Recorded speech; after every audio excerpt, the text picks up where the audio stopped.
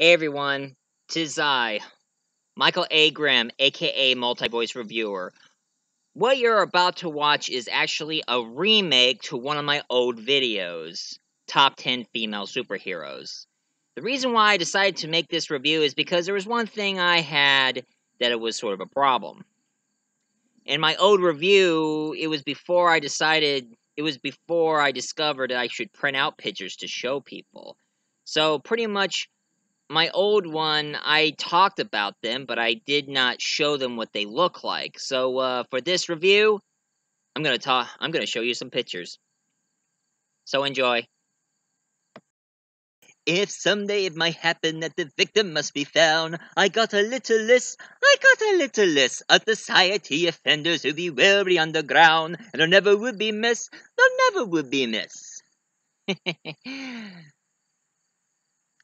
Sadly, as you can see, I don't have a list, but, hello, ladies and gentlemen. I am the multi-voice reviewer. I have many voices, but one opinion. And today, this is my top 10 list for today. And my top 10 list is actually female superheroes. Now, I know I decided to call them female superheroes. I mean, I know what you're saying. Hey, Michael, why don't you call them, why don't you call them top 10 heroine? Well, that's the problem. I don't like the word heroin. Because it just keeps making me think about a drug. So every time when they say, hey, there's a heroin over there, I'm like, what, there's a drug over there? So that's why I prefer to call them female superheroes. Because I think it's better that way. Anyway, folks, look no further, ladies and gentlemen, and this here is going to be top 10 female superheroes. And I decided to make this review because most of you guys have been noticing I've been reviewing a lot of superheroes, but I never mention anything about female superheroes. Sure, I mentioned some of them. I mean, I did do that top 10 worst female superhero movies, which, you gotta feel sorry for them because none of them never did catch a break. Although there are some who did turn out to be a huge success, which I'm going to be mentioning very soon. So, without further ado, let's get to it, ladies and gentlemen. Coming up at number 10 is none other than Supergirl. Yeah, that's right, folks. I like Supergirl. Supergirl is one of my favorite female superheroes I notice. And even though her origin are a little confusing, you don't even know where she's from. I mean, some would say that she's a clone created by Lex Luthor. Others say that she's a cousin to Kal-El, who arrived at Krypton before her cousin. But all in all, Supergirl is one of the greatest superheroes in history. And a little bit of update there, folks.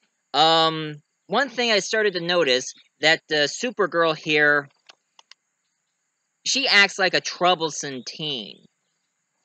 I mean, she has teenage problems, and every time when Superman tries to help her out, she said, "Leave me alone. Let me handle this myself. I can do this myself.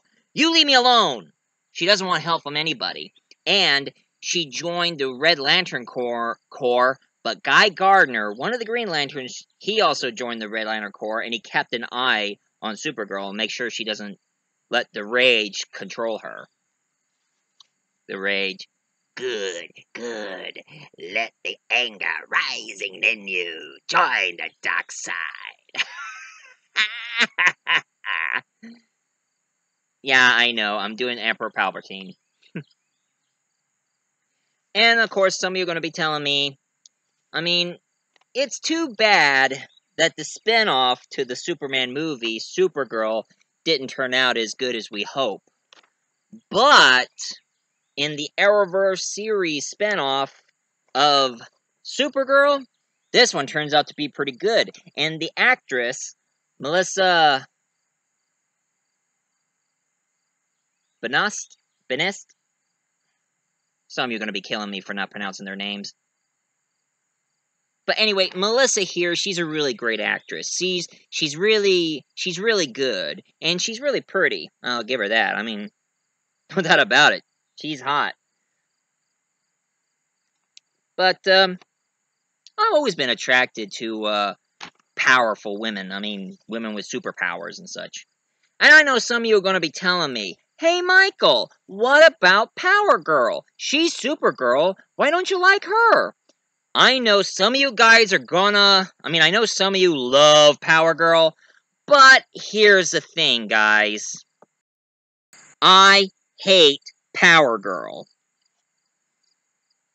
I'm sorry, guys, but I really hate her. And yes, I know, I looked her up. She's from an alternate universe where Supergirl becomes fully grown. But I have two problems, and it's on her chest. A little known history, folks.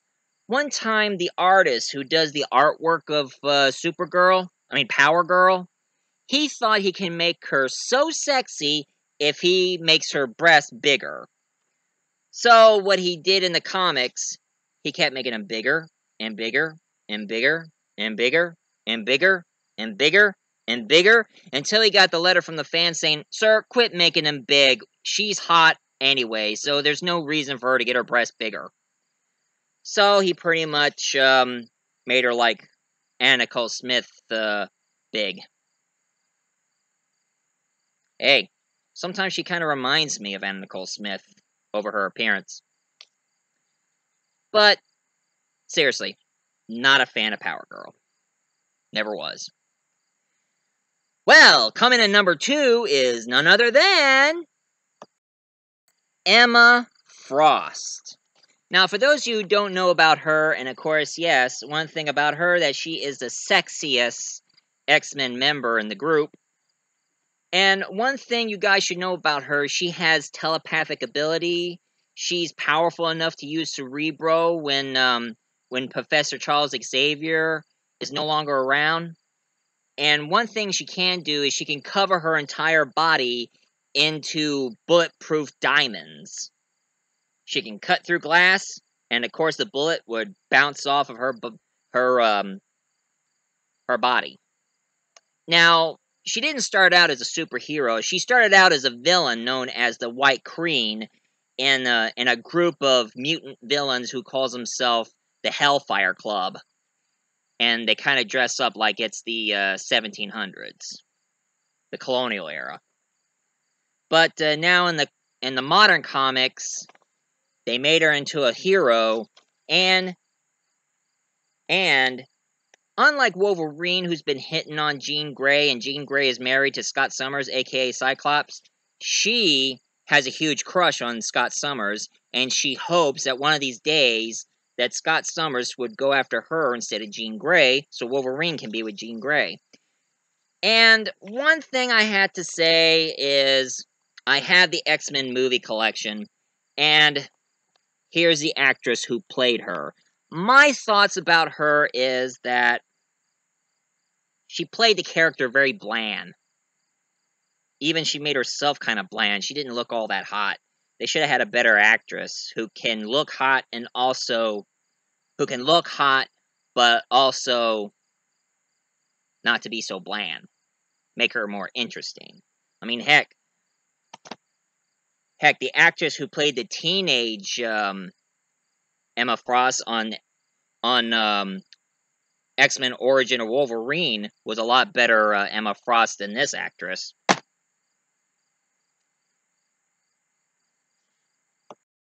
Now coming in number 8 is none other than Psylocke.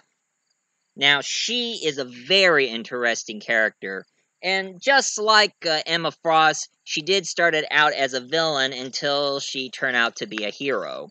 Now, her ability, she's very similar to Elektra.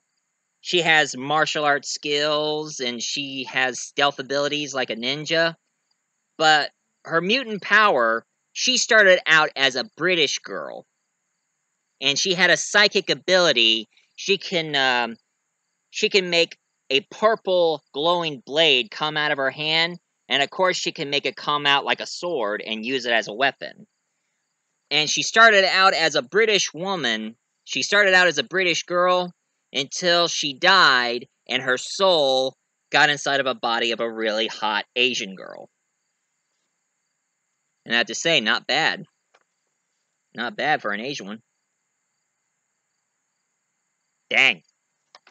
And yes, I know about the actress who played her on X-Men Apocalypse. Olivia Munn.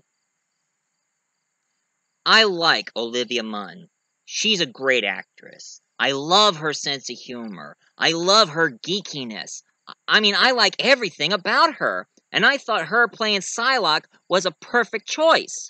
But instead, they made her the member of the Hellfire Club and more of a villain instead of a hero. I mean, what the heck? Come on, creator. If you want to...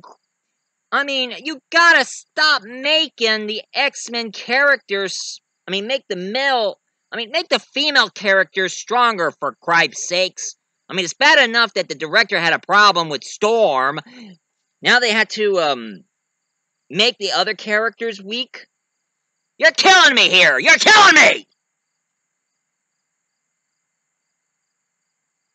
I mean, Olivia Munn,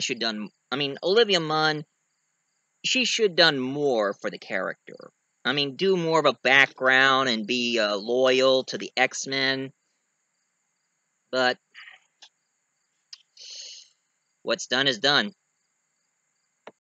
Now coming on number 7 is none other than Jubilee. Yeah, I like the character Jubilee. I mean, I think she's interesting.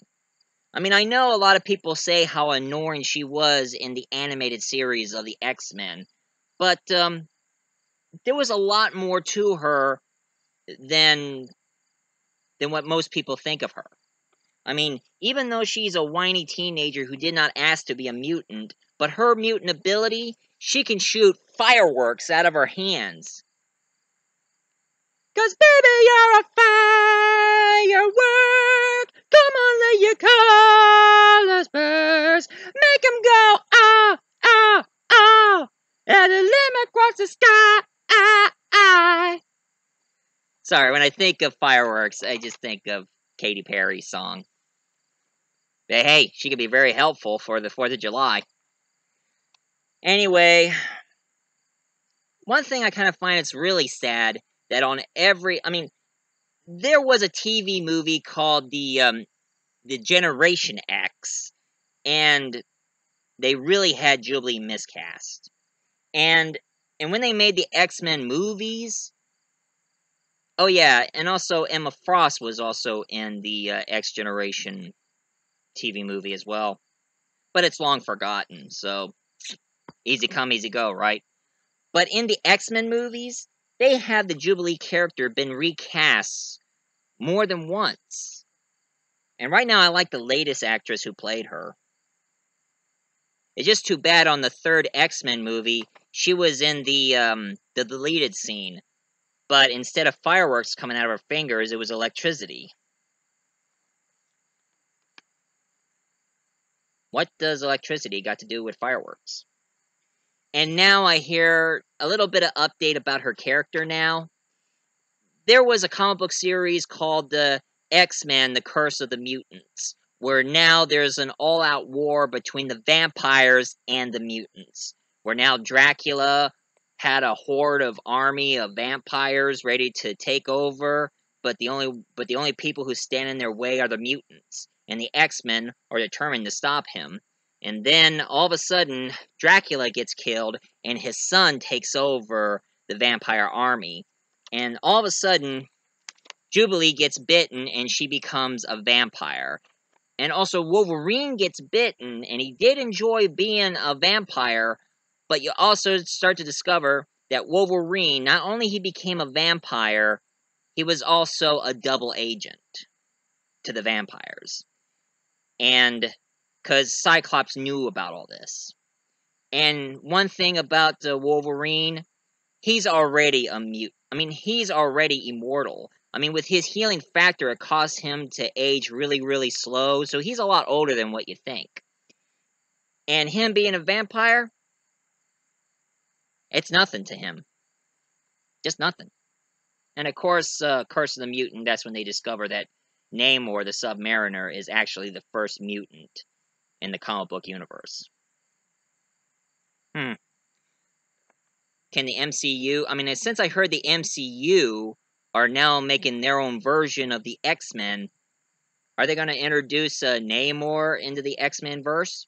After all, since he is a first mutant. So they say. But anyway, Jubilee. Her life is like a firework. And come on, let her cutters burst. I know, I can't help myself. Now coming in number 6 is none other than... Cassandra Cain.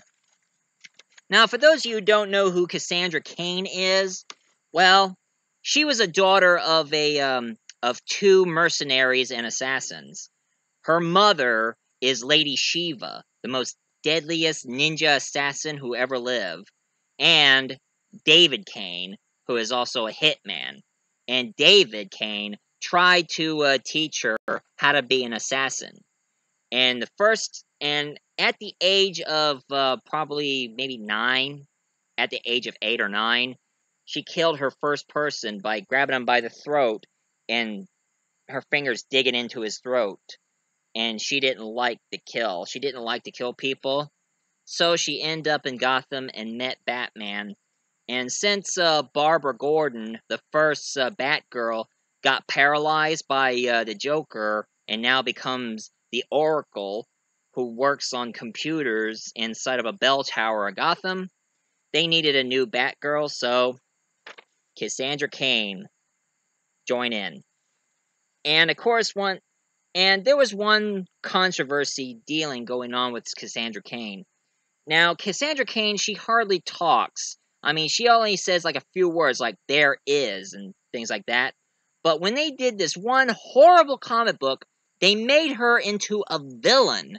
And for a girl who cannot talk or read or write, she starts sending codes to Robin in Navajo, the Native American most complex language in the world. She cannot even read or write English, and now when they made her a villain, they have her read or write Navajo? What the...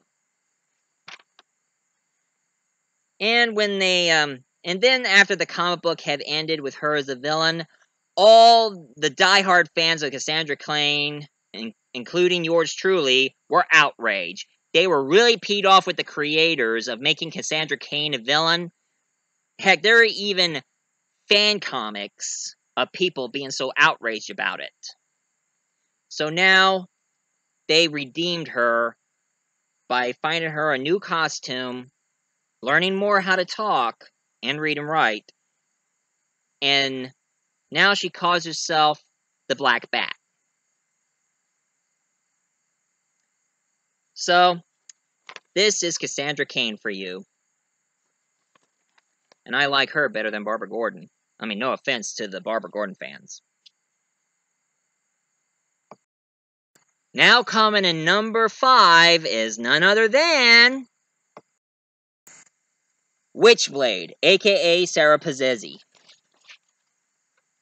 Now, for those of you who never read any comic books about Sara Pezzini or the Witchblade comics, tell you the truth, folks, when I started collecting comic books, I mostly collected Image and Top Cow comics. Image, couple of Dark Horse, and a lot of Marvel and DC. But I had a lot of Image comics. Image and Top Cow. And the only superhero I've been collecting more of is, of course, Witchblade. Now, one thing you should know about Witchblade is that it's actually a glove, an ancient relic glove who chooses the host. And anybody who's not chosen trying to put it on, it decapitates their arms and kills them. It chooses its host, and it's mostly female.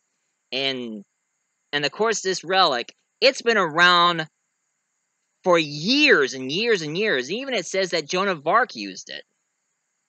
So it's been around through centuries. And Sara Pezzini, she is an NYPD cop. She was trying to find this guy who goes by the name of Irons. He is an immortal, evil man. And he was a drug smuggler, a drug dealer, a drug lord to be precise.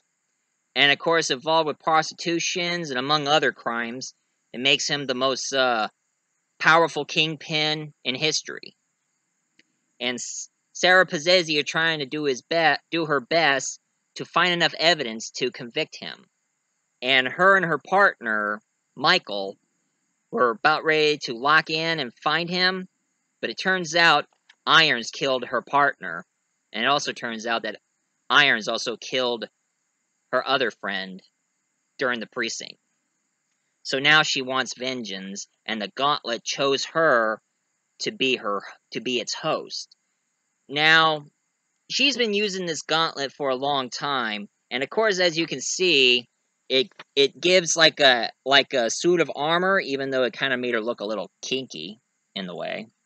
But anyway, I mean, it tears up her clothes, but it kind of covers her, but it makes her look sexy. And I don't chose her by her wittiness, that's for dang sure. Now there were lots of other Witchblade series of comic books where it's owned by different hosts.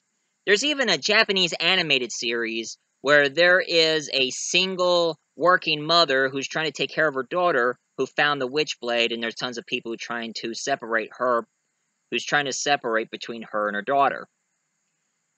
But Sara Pezzini is my number one favorite because she's like the first character in the comics. And one thing I kept noticing that in 2009 they were planning to do a Witchblade movie, but sadly it was canceled at the last minute. Too bad. I wouldn't enjoy it. I would have enjoyed the movie. And of course there was a TNT TV series played by this Butler girl. Now, I seen the trailer. I haven't seen the show. I seen the trailer, and I think the actress who played her, I think she's good. I think she's really good playing Sara Pezzini. But sadly, the show only lasted for like 2 seasons until they did a TV movie to end the whole series. But throughout the entire series, her gauntlet is supposed to be a relic of holy powers and abilities, that it belongs to some sort of angel, and he meets a guy who has a demon relic, and he calls himself the Darkness. And they're both mortal enemies. I mean, they've been cutting paths with each other, hating each other, trying to kill each other, and even when they're both were passed out, their relics connected those two together, and now they both have a child named Hope. That's Image for you. One thing I didn't care much about Image is they always keep making the characters look kind of risque. But it was the 90s, so I'm not going to hold it against them. Anyway, Sara Pezzini, a.k.a. the Witchblade. You know, I wish they would have made a movie. It would be cool to see. And if I ever had a chance, if I get the DVD of the Witchblade series, I would probably enjoy them.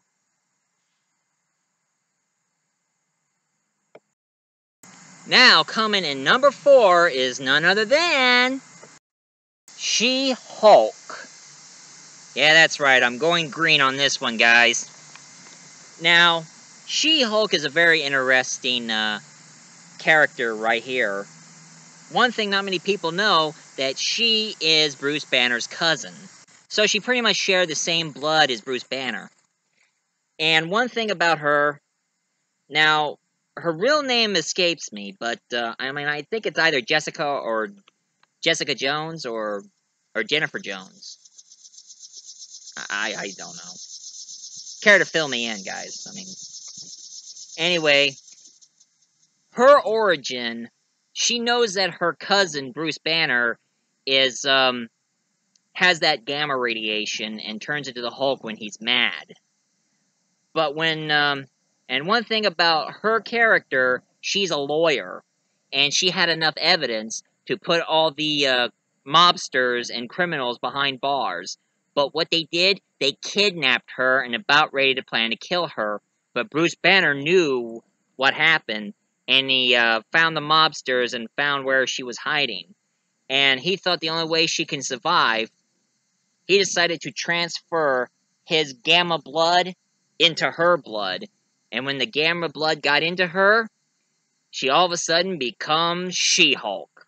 But unlike the Hulk who is all like, "Arr, Hulk smash! Arr, arr," this She-Hulk, she keeps her intellect. She doesn't get all, She-Hulk smash! She's more like, now you are peeing me off. Bam! It's just too bad not many people didn't create anything about She-Hulk. Although, there was one thing I did heard. When the Incredible Hulk series back in the 70s came out, and it became a huge popular series, they were planning to do a TV series, but guess who were they planning to play She-Hulk? Bridget Nelson. That's right. Red Sonja herself as She-Hulk. And can I mention her performance on Red Sonja? Where are you? Where are you? Where are you? I mean, I can't get over that performance. But thank goodness they didn't do that spin-off series. But now I hear rumors that they are planning to have a She-Hulk in the MCU. And there was an interview with one actress who is into the whole idea of her playing She-Hulk. But after that, we haven't heard anything yet. But I'm hoping that this She-Hulk turn out to be a huge success. Either as a part of the Hulk's movie series, although I did heard about what happened to the Incredible Hulk.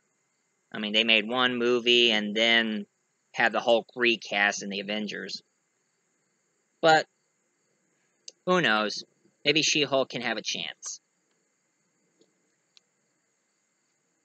Now coming in number 3 is none other than Wonder Woman,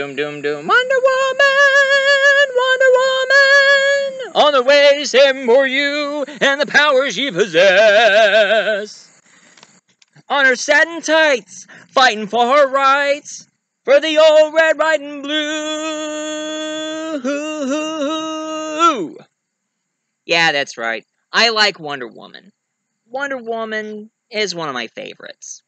And of course, some of you have seen my other reviews. The box office success movie, and the unforgettable TV series by Linda Carter. So all of you probably know her origin, that she's from Paradise Island, an island where it's filled with warrior women and no men, and it was created by the Greek gods. And she gets involved in in the movie she gets involved in World War I, but in the TV shows and the comic books she gets involved in World War II. But I guess people are getting kind of tired of heroes evolving in World War II since Captain America, so that's why in the Wonder Woman movie she gets involved in World War I instead. But believe it or not, Wonder Woman was she wasn't exactly the first, but she's the first DC female superhero who become as popular and belongs in the trilogy of Batman and Superman.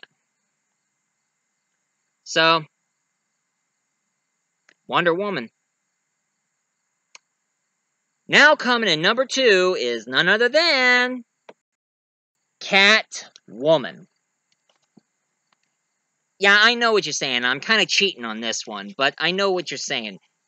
I know what you're saying. You're saying, hey, Michael, Catwoman is not a superhero. She's a villain. Yeah, well, but she has some good...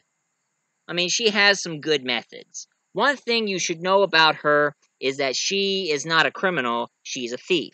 And what she does is she steals from rich, corrupted people. Anytime that there's some kind of relic or jewelry going on that rich people don't deserve to have, she goes into their place and steals them and then make money out of it. Her name is Selina Kyle. You all probably saw my talking about her origin in the comics that I did on the top 10 worst female superhero movie. But Selina Kyle was an interesting character. And of course, she loves and hates Batman. She loves Batman because he goes out at night in costume like she does, but she hates it that she's in the side of, he's in the side of justice, she's in the side of thievery. And a little known fact, after they made the Batman Return movie, they wanted to do a spin-off movie of Catwoman. And sadly, I don't have it with me anymore. And if I did have it with me, I would have destroyed it.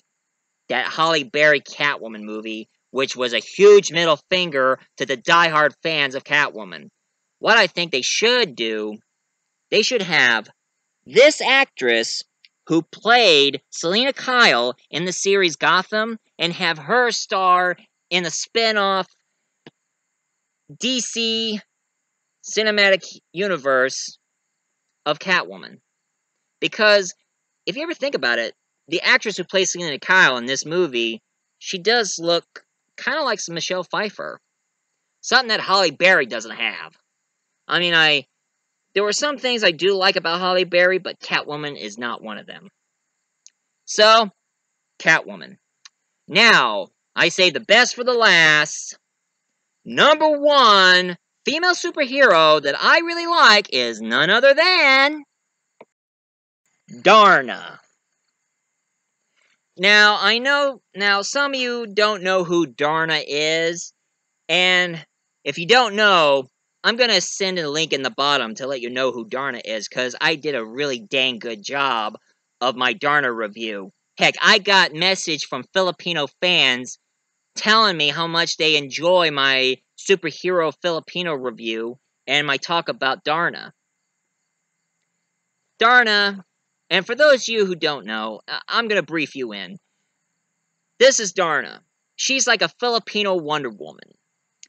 Her real name is Narda, and she's a cripple. She walks around with a crutch, and from out of nowhere, there is this alien who shows up and chose Narda to be her town's savior because they sense great evil is happening upon her land, her people. So they choose her as their savior. So anytime when there is trouble, they gave her this glowing pebble and tell her anytime when trouble happens, swallow the pebble and say, Darna. So every time when trouble does happen, she swallows it and say, Darna! And then, boom. She become a Filipino Wonder Woman. Same powers and abilities, flight, bulletproof bracelets, super strength. She doesn't have a lasso. And, among other abilities. Now, there are Darna fans who still argues over the two TV series, the 2005 and the 2009 TV series of Darna they made, and they're arguing over Angel Locsin and Maria Rivera's. Now, I watched more of the Maria Rivera's, and I only saw clips of Angel Locsin series. And they've been making Darna movies ever since the 50s. Her comic book started all the way back during World War II, and they made their first movie back in 1951. And they've still been making movies, and their last Darna movie they made was back in 1994. And now rumor has it that they're gonna make a Darna movie, a brand new Darna movie. At first, they thought they're going to have Angel Locsin to return her role as Darna, but they had a recast in this brand new Darna movie, and I'm still waiting for it to come on YouTube. Because I guess when it comes to female superheroes, Darna is my #1 favorite of all time. And some of you guys should probably watch some of Darna's shows or look up her history, because I know some of you guys are going to like Darna too. I mean, heck, the world has the right to know about Filipino superheroes. Actually, come to think of it, there are Filipino superheroes in America. And I discovered them recently. There's a Filipino superhero in the DC Comics, and there is a group of Filipino superheroes in Marvel. Hey, stay tuned, folks, because my next review is going to be Filipino Superhero Invasion. So you better stay tuned. So for those of you who likes this top 10 list, please leave a comment down below, hit like, and subscribe for more videos. And, if you don't mind, I got a lot of work to do. So, stay tuned for the Filipino Superhero Invasion, coming up soon.